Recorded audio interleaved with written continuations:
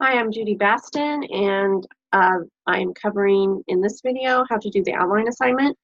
It seems pretty simple, but actually, because this is the pre-write before you actually write the paper, this is pretty complex. There's a lot going on here. So I'm going to cover all these parts. And so I'll be sharing the screen. I'm going to be kind of going back and forth because there's so much to show you to kind of help you through it. First off, I'm going to look at the assignment.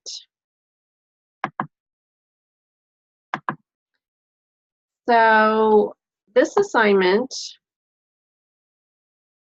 has several different steps. The first one is to use the attached Microsoft Word template. We'll go to that here in a second. The second is to have a reference page that cites at least 3 peer-reviewed scholarly journal articles, and then any other sources. So if you're not sure what a peer-reviewed scholarly journal article is, below there is a video called Peer Review in 3 Minutes. It'll help you kind of understand the process of how research becomes a journal article and what it all goes through.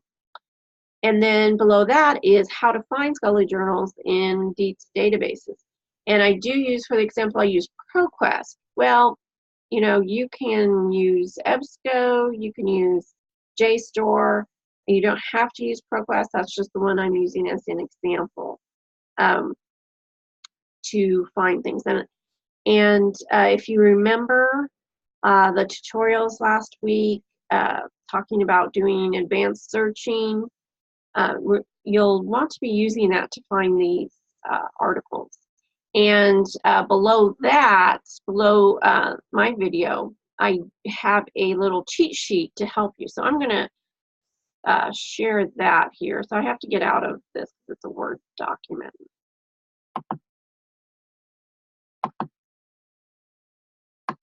Pull that up. So the things you need to remember is if you want to focus your searching, you want to get less results, you can do a phrase searching, which means you have words that need to go together because they have a meaning together, and you put them in quotes. This will get you less results. It's so amazing if you do it in Google. You'll get so many less results. It goes from 1 billion to 1 million, but still. The other thing that's used quite a bit is and. If you use several keywords and put and in between, that'll help you focus just on those main words and articles that just have those main words. Not one that's used too, but not as much. That's just if you're seeing a word keeps coming up and you're like, that isn't relevant to what I'm searching, you can take it out. Now, if you want to expand, you'll use truncation, and you'll use the root word plus the asterisk. So like in the example, mathematics, mathmat can go from mathematics, mathematician, mathematical. So you want to find all those variations of that word. To also expand, you would use or.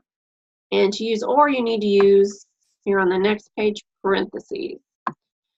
So if you noticed in this example or in the ones last week in the tutorials, you use or with similar words because you're going, I don't know if these articles use the word teenagers or if they use the word adolescents, so I'm going to use both to make sure I get everything I can on this.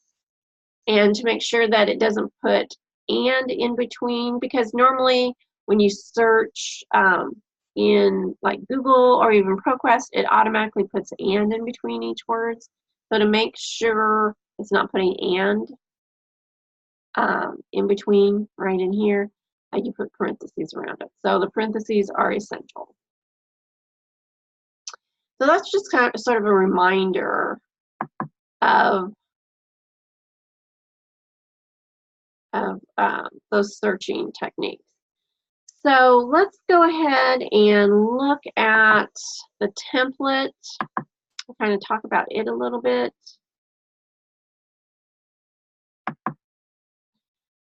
So you need to have a running header with the title. Now you take out the running head there. That's just saying what it is. I know what it is. So you will have your title on the top of every page. And so Here you have your research question, then you start with your introduction. You do a little bit of background, maybe a sentence, just kind of basically talking about the background, and then you have a thesis statement. Your thesis statement is essential. And I'll talk about this here in a second about what you need to have in that thesis statement.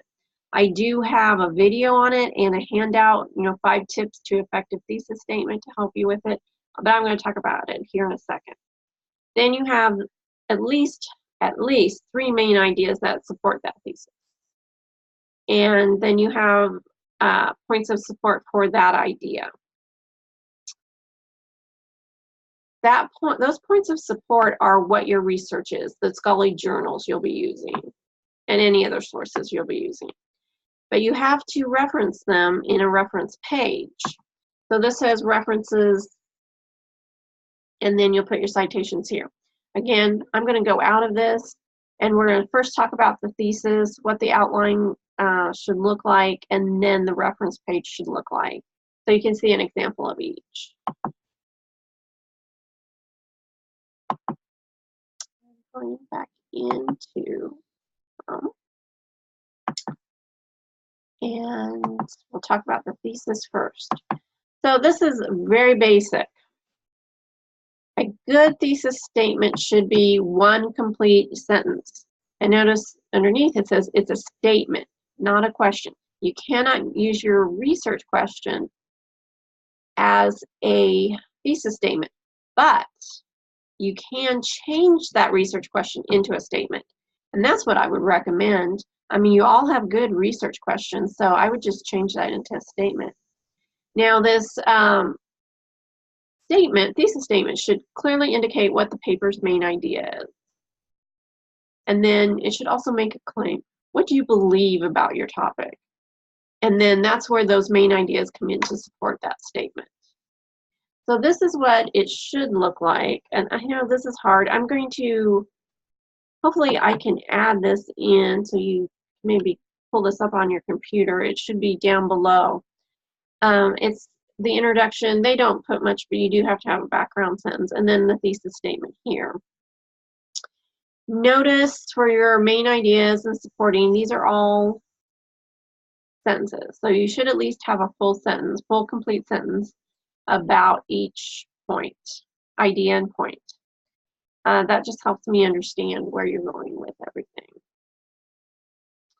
And then the last thing is your reference page. So this is from the OWL. This is actually from a paper, but the reference page for the paper and for this is the same.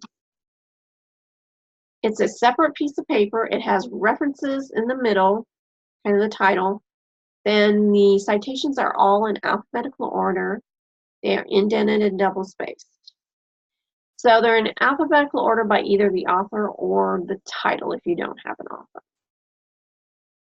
Notice the initials of the first name, the year comes right after. Notice the article titles are only the first word is capitalized. Or if you have a subtitle, that first word is also capitalized. Then notice the journal is in italics and is also totally capitalized, unlike the article. And you have, you should always have an issue, a volume number, maybe not an issue, but you always have a volume and page numbers. Now notice there's nothing at the end. So we're gonna have to assume these are print. If you're getting it out of our databases, you will either have the DOI, and I think I talked about this in the video, when I'm showing you how to use ProQuest to find the articles. You'll have a DOI or a URL.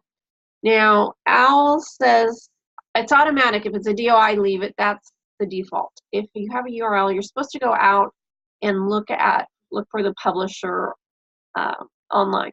That's not necessary here. You can use the URL from the database. This is internal. This is not going to be published by anyone outside of the college. So we all have access to what you're finding. And so the URL from the database is just fine to add there.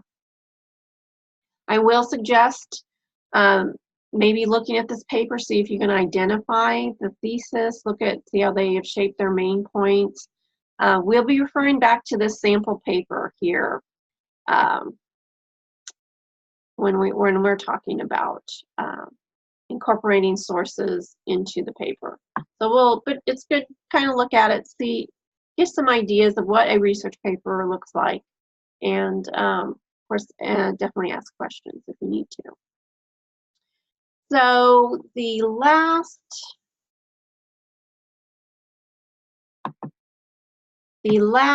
requirement is you must submit a final.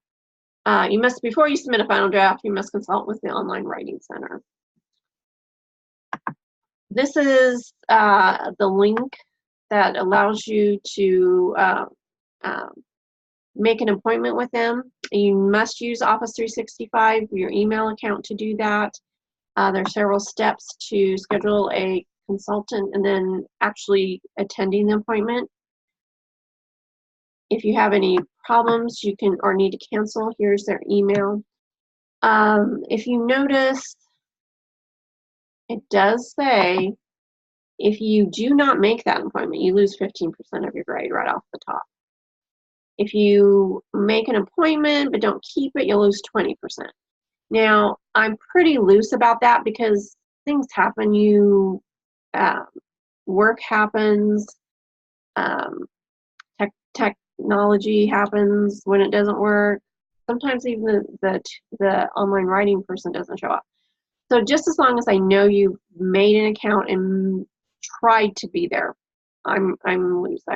If I don't even hear, they will let me know if you make an appointment and attended that. So you won't lose that. So the reason we do this is because for some reason students don't use this service, so we're forcing you to. And it's crazy because when I've had students use it, I've seen C and D papers turn into A and B papers just because they consulted with the Writing Center. It only takes a half an hour, especially because this is an outline, so that definitely is a shorter process for them to go through. It only takes a half an hour just to get a better grade. And you will learn so much. And also, if you notice, it said there's a lot of tutorials and links. If you're worried about writing, they provide help. So this is a really important thing to do, and I hope that you all do it just to help yourself. It makes a huge, huge difference. So if you have any questions about this, if you want me to see your thesis, you can email me. If you have any questions, you can email me or go to the class question board. Please don't ever not hesitate to ask anything. And we'll help you as much as possible, me and the Online Writing Center. And remember, this is really good because it'll shoot you into getting you ready for that paper in a couple weeks. It'll be worth it. Thank you.